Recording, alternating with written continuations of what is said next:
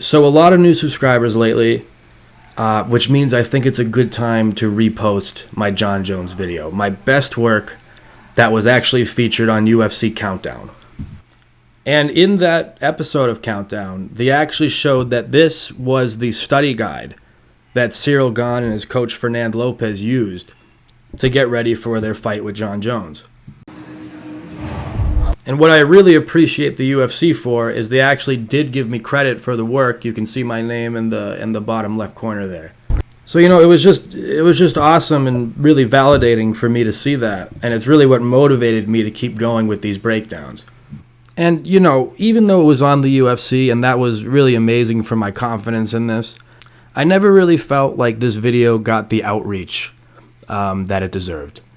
And with the influx of subscribers now, I figured this is a good time to repost it.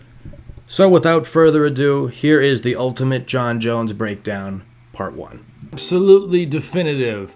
Jon Jones is the greatest mixed martial artist that has ever walked the planet. This guy can do it all. From elite level kicking techniques, he can kick you upside the head better than anybody, to doing some of the most crazy, insane throws that you've ever seen in a UFC fight. Jon Jones is the puzzle that continues to go unsolved. Jon Jones has been in 15 title fights and has won them all. 14 title fights if you include the no contest with Daniel Cormier, and 13 title defenses. That is an insane number, especially when you compare it to someone like Khabib, who people also consider to be the best of all times. Khabib only had 3 title defenses compared to Jon Jones' 13 title defenses. I'm a massive Khabib fan. I did the breakdown on Khabib. Jon Jones is the GOAT if you look at the numbers and works in the cage. Now, Jon Jones is my favorite fighter to watch ever, because he is the best ever. Every time I watch Jon Jones fight, I learn a whole bunch about martial arts. And the thing that I want to see more than anything is a heavyweight Jon Jones, and I'll tell you why.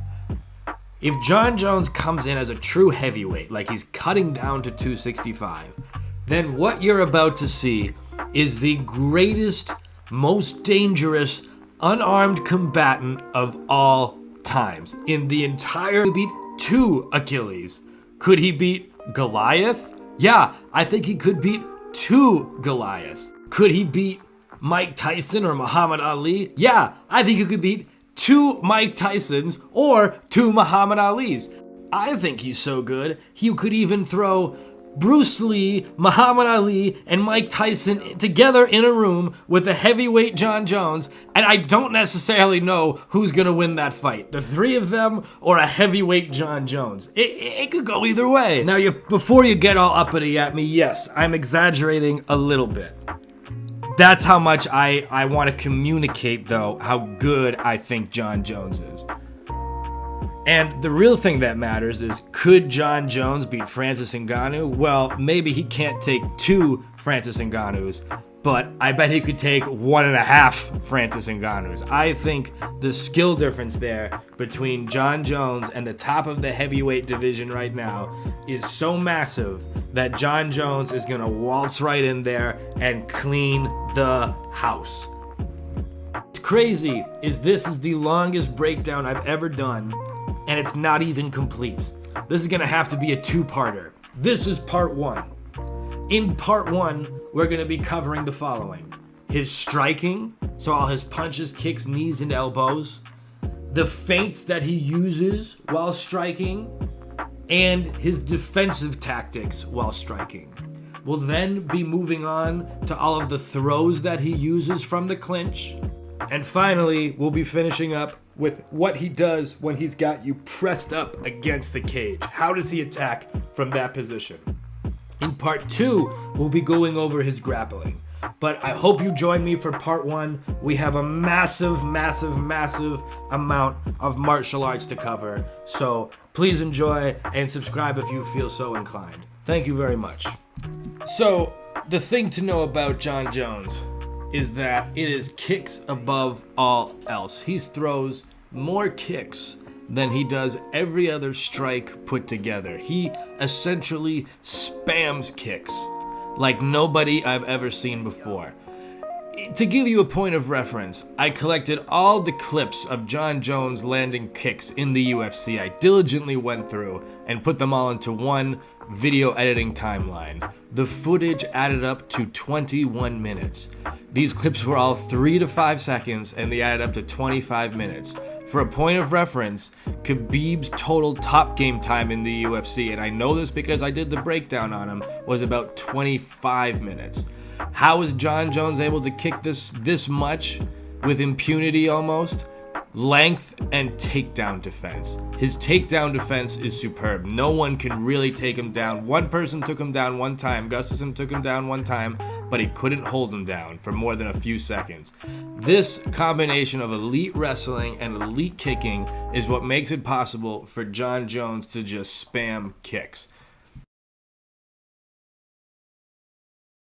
The oblique kick. You can almost think of this kick as a stomp, and it is so Jon Jones. I've never seen another fighter throw nearly half as many as he throws. And here's how it works, right? It's pretty unique in that the chamber is tilted outwards. See that outwards angle of his leg there? Really the only kick to use a chamber like that. The foot is turned sideways so it covers a wide surface area, and he's gonna jam his foot into the opponent's knee in a stomping like motion. You can even see here, Rampage is like, fuck, is that even legal? And it is legal. This kick Jon almost exclusively throws with his rear leg. I don't really see any lead leg obliques. What he can do, however, is throw them with both his right and his left legs, making it double trouble on either side.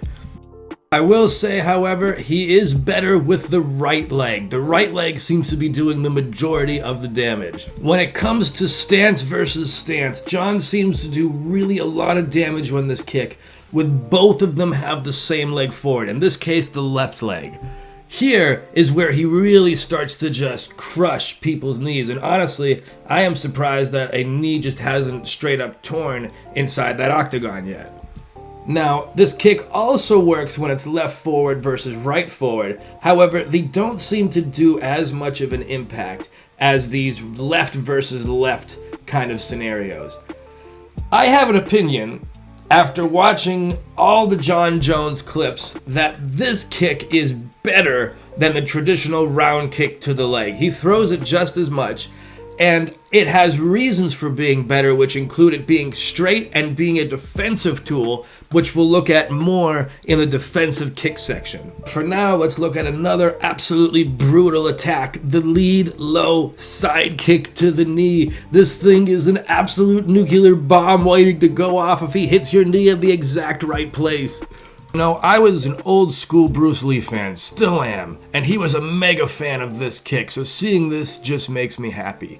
Unlike the oblique kick, which is thrown with the rear leg, the lead leg side kick is obviously thrown with the lead leg. This makes it much closer to the opponent. In fact, the lead side kick thrown to the opponent's lead leg can be thought of as the longest weapon versus the closest target. That's why it's such a special kick, let alone the fact that it can just rip a human's knee into tiny little pieces. Jones has two different ways of throwing this kick. The first is a sliding one, where he slides his rear leg up to his front leg, like so. Now he brings his leg into a chambered position, and with his foot, he's just gonna stomp right on the opponent's knee. I mean, oh, it's nasty, it's nasty. Second version is he just lifts up the leg, and with his rear leg, he's now gonna hop in for a hopping side kick. So, the thing that's unique about this kick is that he throws it with the left leg. Most people throw it with their right leg. Why? Because it's a kick that really works better. All lead leg kicks really work better with your dominant side forward. I don't know if Jon Jones is a lefty or if he's figured out how to throw a side kick with his non-dominant leg. Each are unique problems for anyone he faces because it's rare to find side kicks coming from an orthodox stance, especially to the knee. When you thought the side kick problem you were in couldn't get bad enough, Jon Jones also uses a rear leg side kick. This move is so extremely rare to see, and Jon Jones does it pretty consistently. All it is going to be a side kick with the rear leg instead of the lead leg. And watch it here, rear leg comes up, then he throws a side kick. What's unique about this is it looks like a roundhouse kick first. You can see here how Gustafsson throws up a block for the roundhouse, leaving his knee exposed, and that's when Jon kicks the knee. To be successful with this kick, you really have to keep that in mind when you throw that. Always try to make it look like a roundhouse kick first, and it'll probably work better after landing some roundhouse kicks first. So let's talk about roundhouse kicks next. Start this off with a lead leg roundhouse kick, and Jon Jones uses this technique quite a bit. It's another really long attack that Jon Jones can utilize those long legs for. So you can think about the way this attack hits in two different ways. The first is if we both have the same lead leg like you're seeing here right now. When this is happening, it's an inside low kick because it's gonna hit inside of the thigh, right? Not too complicated. Jon Jones is actually very good at disrupting an opponent's balance when he throws this kick. He gets them off center for a split second, making them exposed to all kinds of other things. When done right, it also just freaking hurts. It's a really painful kick if someone can really start to use it effectively and land that shin. An inside low kick, let's take a look at an outside low kick. An outside low kick happens when we have opposite lead legs forward. So right leg versus left leg in this situation. That's when it hits the outside of the opponent's leg. And this one's interesting too in that it can hit the calf much more easily. So you can do damage to both the thigh, as you're seeing here, and to the calf. A very effective kick also for getting the opponent off balance, using this technique to set up possibly another strike or interrupt the opponent as they come in, which we'll be talking about later. So make sure that you stay tuned for that part. That part's cool.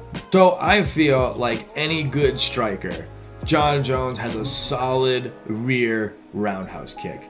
This is the kick you just gotta have if you're striking. You gotta be able to hammer someone's thigh with your rear leg roundhouse kick. So with this kick, when we both have the same leg forward, it is gonna be an outside roundhouse kick, as you can see here, landing outside the thigh. And this is the most common low kick thrown in like Muay Thai or MMA. Everyone has to know this kick. Everyone has to be good with this kick because you can really crush somebody's thigh when using this kick. And Jon Jones is fantastic at getting shin placement on his kicks. Watch this here as it comes up. Look at the shin placement there. Just check this out, right? He gets so deep his shin, he curls his foot around the opponent. That's how deep his shin gets on the thigh. Those hurt so very badly. That's the outside leg kick. Let's talk about the inside rear leg kick, which happens when they have opposite lead legs in the front, as you're seeing here. Jones also has tremendous shin placement on this technique as well. This is something that makes it very unique for Jon Jones. Usually people get very good at hitting the rear low kick. It is rare that you see someone land as many inside low kicks as you're seeing here. It's easier to do it with the outside than it is with the inside. But Jon has landed just about as many inside low kicks with the rear leg as he has outside low kicks with the rear legs. A pretty rare thing. Let's talk about a rear body roundhouse kick next. Unlike the other techniques I've been showing, which really work when the person has lead leg forward or opposite lead leg of you forward, this really only works when you both have opposite legs forward. The reason being is because with opposite legs forward, this leaves the opponent's stomach like very open. In this kind of situation, southpaw versus orthodox, this kick becomes huge. You hear Dominic Cruz talking about it all the time in his commentary. Whoever can dominate this kick really has a significant advantage in the striking battle. And it's a very powerful kick that, if landed correctly, could really just turn the person off. Drop him completely. Doesn't happen for Jones, though. He does, however, drop a person completely. He drops Vitor Belfort here with the lead side kick to the body, which is also an extremely useful technique and an extremely powerful technique. So watch this. He throws the boom side kick to the body, and Vitor just takes a seat. This is another kick that is generated by sliding the back leg up to the front leg, as you're about to see, and then tilting your body back as a counterbalance as you throw that kick out. And in this particular situation, Jon threw it so hard that Vitor literally was just like, dude, I cannot stand on my feet anymore. This is another one. If you were into like Bruce Lee or traditional martial arts, then you're just a big fan of this kick. It comes with the territory. And I don't really know why more people don't use it. I don't see it super often. In the old days, it was basically like as common as the jab, but in MMA, it hasn't really become that. I'll say this though, it's definitely being used more now than it was like 5 to 10 years ago. Massive increase in this kick. Okay, so the rear high roundhouse kick is a kick that Jon Jones has thrown more than probably any other fighter in the UFC. It's like shocking how many times he's actually thrown this kick in highest level competition and landed it. Here's the most significant one of that is when he bobbled Daniel Cormier there. And you know, Jon Jones is super freaking dangerous, and he's, like I said, the greatest non-armed combatant of all times. But that was the first time I really saw a strike do significant enough damage to really hurt someone to the fact that they almost got knocked out. Which is crazy because the amount of times that Jon has actually landed this kick is like off the charts. You wouldn't even believe it until you start really like doing what I did, getting all of them, really watching every single Jon Jones fight, and then getting the clips of this kick being landed. You wouldn't even believe how many times he's thrown it, or even like right there where he just hit him right upside the head. A lot of times when I see Jon land this kick, I'm just thinking, how in the fuck is that guy standing up still? So a really interesting thing about this kick is that he really almost exclusively throws it with his left leg. I've seen him throw it with his right leg, but he throws it with his left leg so much more. That means that he's going to throw it from a southpaw stance, so it's from the opposite stance that he's throwing the oblique kick and the lead leg side kick from. It's really starting to make me think maybe he's a lefty, but the fact that he's so good with the rear leg oblique kick implies that he might be a righty. The thing that allows Jon to get away with throwing this many head kicks is that he throws like infinity leg kicks at you. When you're worried about the low kick, you start to forget about the high kick. When you're worried about your knee literally being ripped apart to shreds, that's when you start to become more open to these high kicks. And they're exceptionally dangerous, especially when you're tall and as powerful as Jon Jones. Why it's not knocking more people out, I have no idea, because he hits flush extremely often. Yeah, people block it, but my God, when he hits, he puts the whole shin across your face. And at some point, I don't really care if you blocked the kick. Even if you managed to get your hand up to block that thing, some of that definitely got through. People seem to think blocks just nullify all damage. They don't. A lot of times, a lot of that force still comes right through your guard, and it is uncomfortable even when you block. It can break your arms too. Very likely it could break your arms. So Jon Jones and the high kick, you gotta be careful of that thing, man. One thing I love about Jon Jones is he has what I call a fully integrated spinning back kick. What do I mean by that? I mean that he throws the spinning back kick so often, it's not even like a weird, crazy, unorthodox thing he's doing. It's just part of his game. I feel like when many people throw the spinning back kick, they think about throwing it maybe once or twice throughout maybe their career at some kind of Hail Mary or whatever, but it's not like that. It's actually a kick you can use very often when your opponent starts circling around you.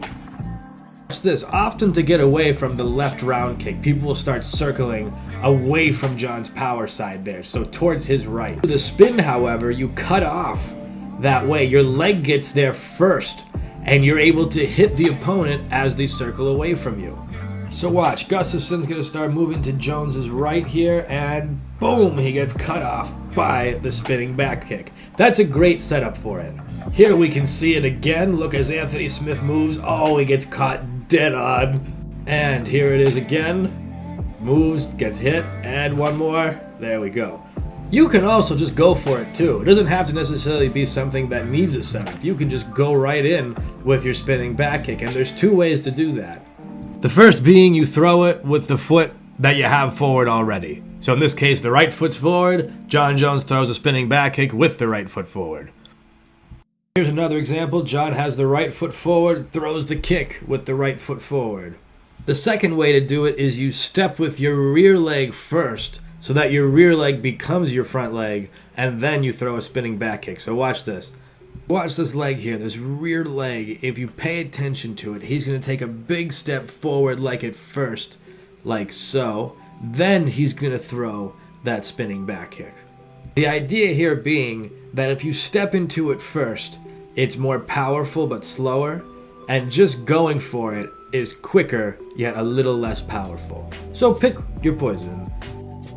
Gotta talk about a thing pretty unique to Jon Jones. These combinations of kicks that have a little pause in between the kicks. I've never quite seen someone do the timing like this. He throws a kick, waits a second, throws another kick. He kind of goads you into this belief that the combination is over. He has a pretty sizable gap between the first kick, as you can see there, then the second kick. Now you might be asking, Tommy, is that even considered a combo anymore? Well, for the sake of this video, yes, because he does it so often, we're gonna say this is a type of combination.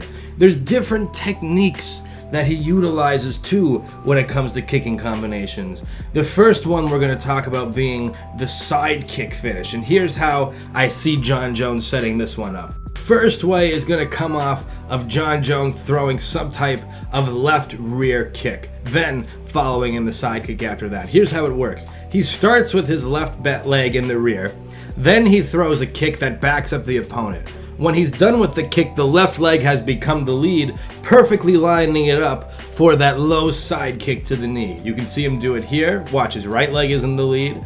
He throws a back kick. Now his left leg has become the lead. Now he's lined up for that low side kick to the leg with the left. Here again, right leg is in the lead. He's going to throw a back kick. He lands with the left leg forward. Now the opponent doesn't quite realize the stance is switched and they're vulnerable to a low kick. So watch, right leg, throws it up with the snap kick, lands with the left leg in the lead. Now he's available for that left low side kick. Another way we can think of using this technique of ending with the side kick is getting the opponent so concerned about high kicks that they actually forget about low side kicks. You're so worried about your head, watch here, one head kick, two head kicks, that you forget to defend your knees. Back kick and low down with the side kick. By constantly changing up the level, you make it very confusing and scary for your opponent. Finishing with the oblique kick is another way that Jon Jones is going to end his combinations. And very similar to the side kick we just talked about, he likes to get your arms up high with some high kicks first before going to the low kick. So he gets you distracted with the body or head, making you forget about the danger that your knee is in. As you can see there, he went to go block a body shot. I think this kick is especially good as the last technique in your combination because it stops forward pressure, as you're seeing there. By stretching out that leg and blocking with a front block onto your opponent's knee, it's really hard for them to say charge at you after you've missed or something. This is a great kick to finish on. A back kick finish is when Jon Jones throws a technique that makes his opponent circle to his right, like so, and then lines him up perfectly to go right for the spinning back kick. That one didn't really hit well, but watch this one. Kick, makes him circle over to the right, and boom, nails him with that spinning back kick. So it's not just something he does when he's waiting for you to spin, he'll set you up as well.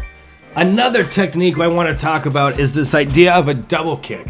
This is when he just quickly repeats the same kick that he just threw over again. It's very tricky because people usually don't think the same kick is coming twice in a row for whatever reason.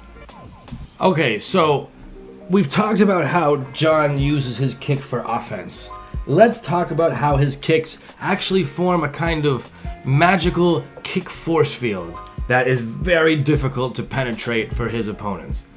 As it turns out, in my opinion, Jon's number one offense is his kicks, but turns out his number one defense is his kicks as well. This is because by using the straight kicks like the side kick and oblique kick, he's able to stop the forward motion of the opponent as they try to come into him. By doing this, he really helps protect himself from straight blitz attacks like crosses, big wind-up hooks, smaller opponents coming in. This kick jams up that forward momentum and often gives Jon Jones just enough room, watch, to just slip away from big shots by interrupting their forward momentum first. The oblique kick and side kick are the preferred weapons for this because being in a straight line, they tend to stop the counter right by buckling the knee. When you buckle a knee, you actually take away the opponent's main weapon against a good low kicker, which is that counter right. But with the oblique kick, they won't be able to reach you, or the side kick, either one. This nullifies that forward movement. Now, one thing about Jon, however, is that he's so good at kicks in general, he's able to nullify your forward movement with round kicks as well by knocking your leg over to the side as you try to come in. So watch, Gustafsson tries to move in, but Jon kicks the leg out to the side, causing Gustafsson to trip and not be able to commit fully the way he wants to in order to hit Jon, or the way he needs to. Here, he kicks and goes right into some takedown defense. This ability to interrupt the opponent trying to attack by using his kicks is the best I've ever seen and one of the secrets to being as good as Jon Jones. Okay, so we've looked at basically all of Jon Jones's kicks. Let's take a look at his punches now. You're going to be amazed. He barely throws any punches when compared with his kicks. And the only punch he really throws a lot is the cross. So let's take a look at what he's doing with this here. Personally, I think what makes Jon so special with this move is he can throw both right-handed crosses, as you're seeing here, and left-handed crosses, as you're seeing here. This ability to land big shots with either the right or the left cross to the body and to the head is something pretty unique to a fighter. I haven't really seen it before. Maybe Wonderboy Thompson, but not like this. Not quite like this. One of the reasons he can throw it so often is because I'm pretty sure the length of his cross is the length of a lot of people's jabs. So he's throwing crosses at a range where people are usually throwing jabs at. So that is a big factor in why Jon Jones is so good with this technique. Now, there's one setup he uses more than anything, which is the fake takedown, where he reaches low at the ground, as you're about to see here, reaches low down like this, and then throws the shot right over the top. One of the reasons that this works is even though Jon Jones is like one of the scariest strikers in the mixed martial arts rankings, he is probably by far the worst when he's on top of you. If Jon Jones gets on top of you, you are in for a freaking nightmare. He breaks orbital bones from there. He destroys people from down there. So people really react when they see him go for that fake takedown. To be fair though, he lands plenty without any setup at all, just throwing it right down the pipe. He even lands a sizable amount of these to the body, which is surprising knowing how tall he is. He's able to crouch down quick and low like that to land big, powerful shots to someone's guts. So the cross, big time weapon for Jones, always something you gotta watch out for when you try to fight him. So throughout the rest of my research on Jon Jones, I've found he really doesn't throw that many punches at all. Maybe 10 kicks for every one punch. He has a couple he uses still, including the jab, but not nearly as many jabs as you would think with that reach. In fact, all I have for the jab are these 4 clips that you're about to see. For some reason, he just doesn't need to use it, even though you think it would make sense. One that he throws a lot more than the jab, but still really not all that much, is the left hook. And he does do some good damage with this, but all you're about to see are the clips I have. Is really 8 or so, not that many.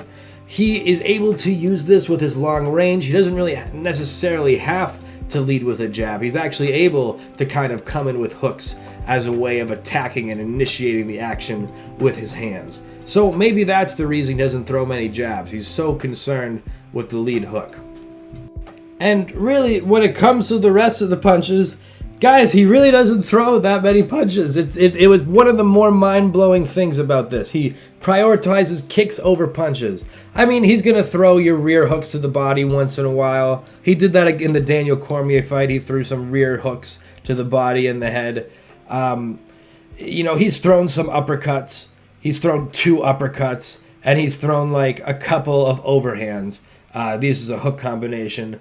But really, honestly, nothing statistically that relevant to be talking about. Unlike the elbows, he throws a lot of elbows, and this is definitely an area he actually seems to throw more elbows than he does punches, which is a really kind of weird thing to think about. That's what happens when you have the length that he has over everybody. And Jon Jones has some absolutely brutal elbows. They come from all angles. He's so tall, they land so hard. But there's one type of elbow he lands really way more than anything, and that is the lead elbow.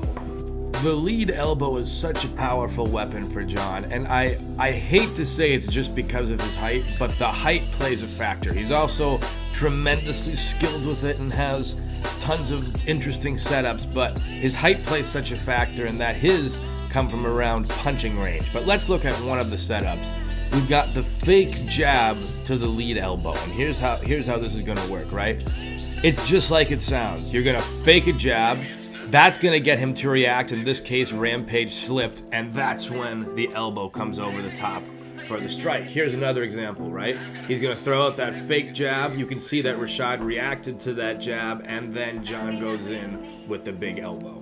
So that's the fake jab setup. The next setup we're going to talk about is something using what I call Big Brother guard. I'll get all into Big Brother guard later as we go on. But basically, no, it's just when you just reach out and you stuff the guy's head or hands with your arm because you're so much bigger and taller.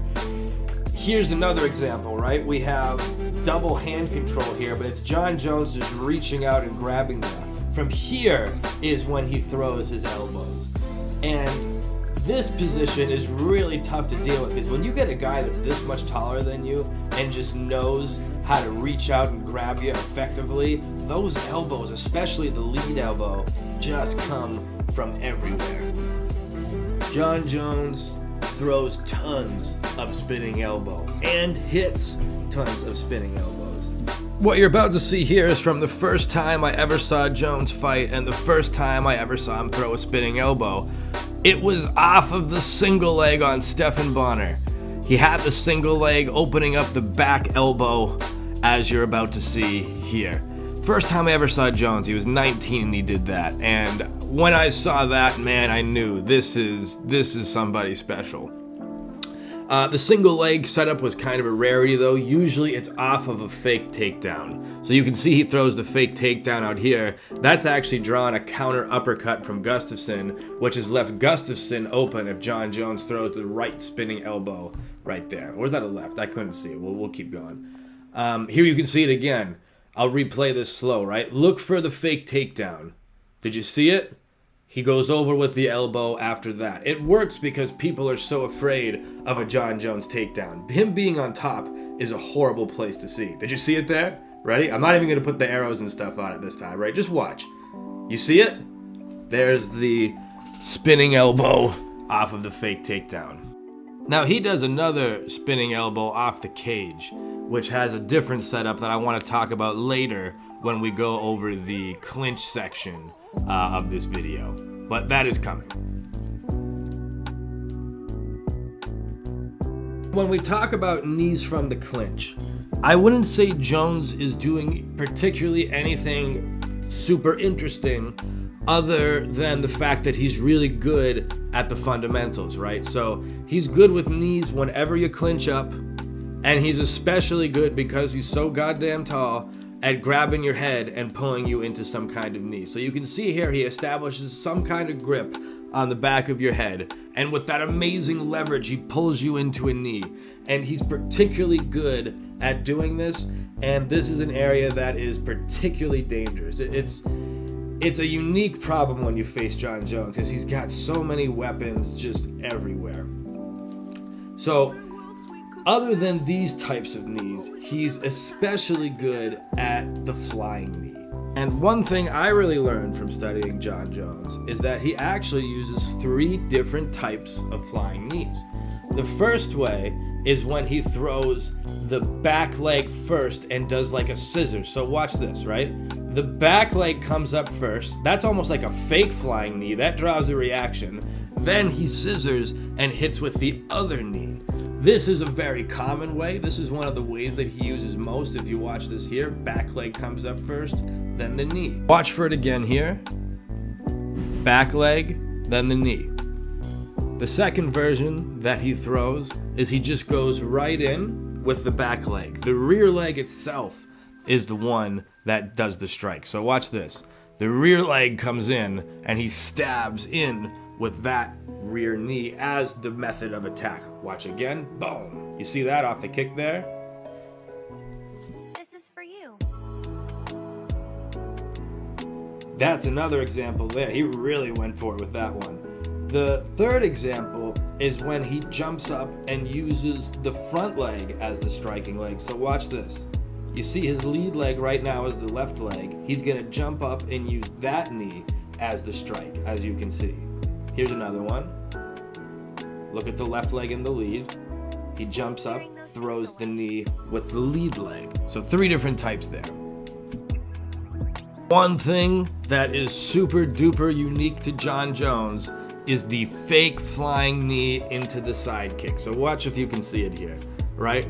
He goes fake flying knee into a low side kick, and he's even going to do it again there, followed by some elbows off the big brother guard like we talked about, right?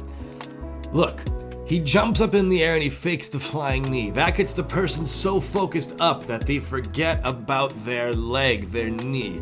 And this is when Jon Jones comes down and tries to absolutely crush your knee with a side kick. It is, I've never seen anyone else do it besides Jon. He goes with the fake knee and then he hits your side kick. Such a fun little interesting move. I challenge any of you to try to implement this into your sparring or your fighting. Try not to hurt your partners because it looks like it can get a little chaotic, this kick. And you know what? While we're on the topic of fakes, why don't we cover a couple more fakes, starting with the fake shot. The fake shot works so well for Jon Jones because no one wants to have Jon Jones on top of them. So we kind of talked about the cross and the elbow, but there's so many ways and attacks he can use off that fake takedown because, like I said, no one wants to end up there. So people react in droves to any time Jon reaches down with his hand. It's not even like he has to even do that much. He just has to literally reach down at your leg with his hand. Let's see if he does it here. Yeah, he just reaches down at your leg with his hand, that's it. And then people get clocked by what's coming next. Even if he doesn't throw a strike, you'll back up. Even if he doesn't throw a strike, people get afraid and they'll at least back up. You saw it right there. People do not want Jon Jones on top of them, so they always are wary about when the takedowns are coming in, and Jones absolutely uses that to his advantage. Okay, now this is pretty unique. We're gonna call this the look away. I saw this in an anime one time. If you're a Hajime no Ippo fan, you might know about this. But Jon Jones, look, he's staring at Daniel Cormier, then he's gonna look over to his left and throw a punch. Let's take a look at that again, because it's you might miss it. Look, he's staring at Daniel Cormier. He's staring right at him here. What he's gonna do is look to the left. So I'm gonna zoom in. Look, looks to the left and then throws a strike. Did you see it? Here it is again, right? So he's looking at Daniel Cormier. He's gonna look over to his left again. Watch. Looks over to the side, and then he throws a strike. In this case, he's gonna throw a head kick. So, definitely an interesting one to play with. There you can really see it, right? Looking away, people, it's a reaction. They look where you look. Then you throw a strike. Now, if this wasn't a Jon Jones breakdown, the move that you're about to see would just be called the long guard. But the only way to describe the way that Jon Jones used it is, I think, you could call it just big brother guard. Anytime a person lunges at him, he can just reach his hands out and get back to safety, right? Anytime he misses, he can just lunge his hands out and get back to safety. Watch here, he's gonna miss that punch, then he just puts his hands out and gets back to where he wants to be. It can be done, what's the word I'm looking for? Proactively as well. He doesn't have to wait till you lunge at him. He can just reach out and stuff you, and that's exactly what happens. He stuffs you of all your offense. And all he has to do is move backwards when you try to come in at him. So look at this. He reaches out. It's really just stuffing the attacks of Glover Teixeira there to the point where Glover can't get in, and Jon Jones is always able to kind of navigate back to where he feels safest. I would say that this big brother guard idea is Jon Jones's best form of defense. He nullifies so much by using this big brother guard. And he even does a version where he switches feet as he does it too. So watch. Jon Jones starts with the right leg in the lead, and as Daniel Cormier comes in, he's going to throw up the big brother guard. But what he did was he switched his legs so that his left leg is now in the lead. That allows him to make an angle to get away. So here you can see it again. Starts with the right in the lead, switches left in the lead. That allows him to angle out as he escapes a big brother guard. And one thing that makes big brother guard so crazy effective is he just kind of throws it up after he throws a kick, right? So this kind of style of kick and then big brother guard gives Jon Jones this massive insurance policy for any kick that he throws. So he kicks, look, there's the big brother guard. It was slight there, it was subtle before he takes it away, but it was definitely there. Let's take a look at another example here. Kick, he's even big brother guarding as he's kicking. But after the kick, the big brother guard goes up, nullifying the counter striking against kicks, and then Jon goes back to safety. This way, I mean, listen, if you're a big kicker, if you are a big kicker and you're tall and you're taller than whoever you're fighting, you need to study this. I mean, this is like, he's actually fighting someone as tall as him here. It was still working. The best insurance policy you have after throwing kicks seems to be this kind of big brother guard, especially if you're taller than the opponent. It may even work if you're shorter than the opponent, but you have better understanding of range and distance than your opponent. So please have fun with this one. For lack of better terminology, I'm going to call this the level change and run away. Understand that there are two distances Jones performs extremely well from. Those two distances being up close and far away. He doesn't want to be in the middle. So if he ever finds himself where he has a situation he could be in the middle, look at him here. He's going to change levels. He's going to go down. He's in the middle with Rampage. He goes down to avoid a punch, and now he's just going to back up. By doing that, he's reset himself back to a point where he has a significant advantage. He does this by either looking at you, the way you're seeing here, a classic kind of, and get away. We're now going to talk about his throws. He has unbelievable throws that make it so hard to even want to close the distance on him because he's just going to toss you. The most common one that he does is the trip. So I wouldn't describe it like you would a foot sweep, a Dayashi Barai, for instance, in judo. This is more of the fact that you thought you were going to be able to take a step that Jon Jones didn't let you take. See, he blocks your foot after applying a rotational force that would make you want to step. So what do I mean by that? Look here. right? He's applied a rotational force to Rampage that's making Rampage need to step, but he blocks that step with his foot, causing Rampage to lose his balance significantly, as you're seeing here, or it could result in a full-blown takedown. Look, he's applied that rotational force, he's blocked the foot, now he's going to take Rashad right over the top. He's even thrown an Olympian, Daniel Cormier, with this move. So, yeah, he's pretty good with this move. The one thing I'll say is even if you mess a move like this up, doesn't really matter so much. The position you're in is not that out of balance. You can continue to fight pretty easily. Now, Harai Goshi is a move we consider in judo to be a hip sweep, a hip throw, that is done by doing a kick outside of both of the opponent's legs. So what do I mean by that? Check this out here.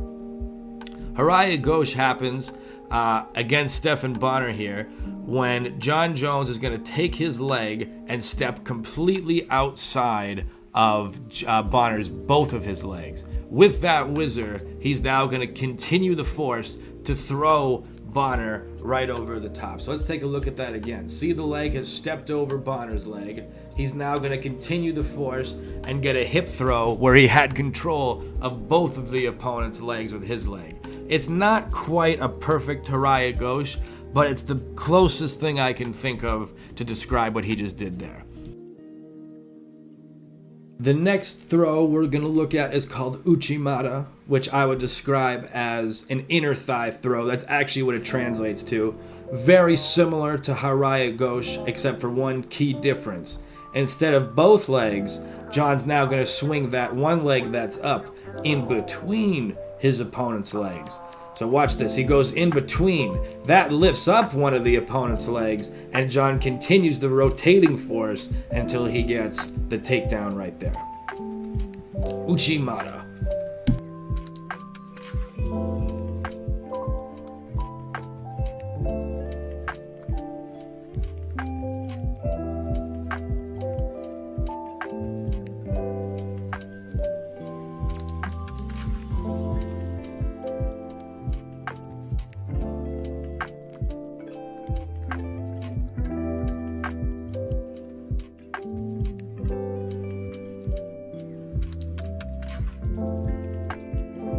A suplex.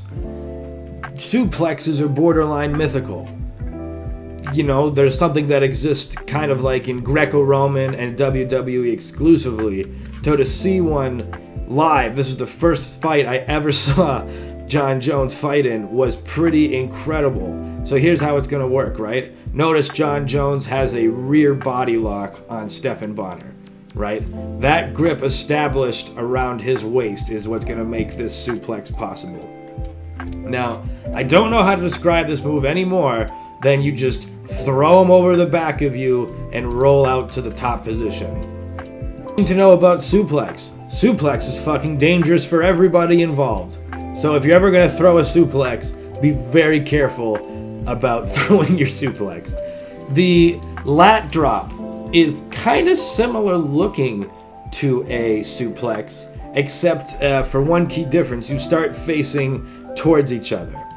So let's take a look at this, right? Jon Jones is facing Stephan Bonnar, and what he's about to do is establish double overhooks. If you just pay attention here, he gets these double overhooks, which are the grip he's going to use to do the lat drop. He's then going to use Stephan Bonnar's force against him and throw him over the top in a spinning, rotating-like faction for the lat drop. Let's take a look again. He gets those overhooks. Stephan's pushing on him. He uses that force to throw him right over the top. Got an example of an outside hook type of trip here that I think is really cool. If you watch this, what Jones is going to do is he's going to establish a grip on Hua here that's kind of similar to a head and arm. He's then going to, once he has that head and arm grip, he's then going to reach around with his left leg and he's going to hook Shogun Hua's leg and then apply some force. That's going to take Shogun down here. So he goes down on the side where Shogun has no base and then he throws him there. Also can be done off a single leg. Even though Jon Jones's background is as a Greco-Roman wrestler, he's still nasty with the shot, shooting in for those doubles. And it's kind of crazy. I mean, if you look at guys like a Randy Couture, right, who is another light heavyweight who was a Greco-Roman wrestler, he didn't shoot a whole lot. His whole game was really based around pushing the guy against the cage and taking him down from there. Not only can Jones do that, like I was describing Randy Couture does, he's excellent at just shooting for the legs and taking you down freestyle wrestling style. So the combination of the Greco and the freestyle wrestling techniques, folk style wrestling techniques, I should say, are what make Jon Jones such a unique wrestler and such a unique problem to deal with. One move I would say that is intricately linked to the shot from folk style wrestling is the inside trip, as you're about to see here.